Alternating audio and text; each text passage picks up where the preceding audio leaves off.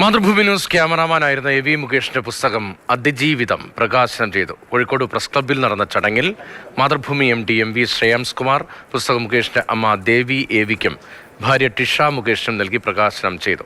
വ്യത്യസ്ത മനുഷ്യരുടെ ജീവിതവുമായി ബന്ധപ്പെട്ട് മാതൃഭൂമി.com-ൽ മുകേഷ് എഴുതിയ ലേഖനങ്ങൾ അടങ്ങിയതാണ് ഈ പുസ്തകം. സാധാരണക്കാരായ ആളുകളുടെ പ്രശ്നങ്ങൾ കണ്ടെത്തി മുകേഷ് മറ്റുള്ളവരെ അറിയിച്ചെന്നും യഥാർത്ഥ മനുഷ്യൻ ചെയ്യേണ്ട കടമ മുകേഷ് നിർവഹിച്ചുവെന്നും MV ശ്രേയാംസ് കുമാർ പറഞ്ഞു. Mathrubhumi news editor Rajeev Devaraj, Mathrubhumi books manager Noushad, press club president EP Muhammad തുടങ്ങിയവർ പങ്കെടുത്തു.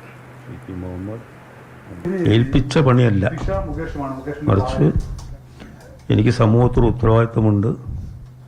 ഞാൻ കണ്ട കാര്യങ്ങൾ ജനങ്ങളിൽ എത്തിക്കണം എന്ന് അദ്ദേഹത്തിന് അങ്ങനൊരു ആഗ്രഹം അത് മാതൃഭൂമി.com-ലൂടെ ചെയ്യാൻ സാധിച്ചു. സമൂഹത്തിന് ഗുണം ചെയ്യുന്ന രീതിയിൽ ആണ് പ്രവർത്തനം നടത്തേണ്ടത്.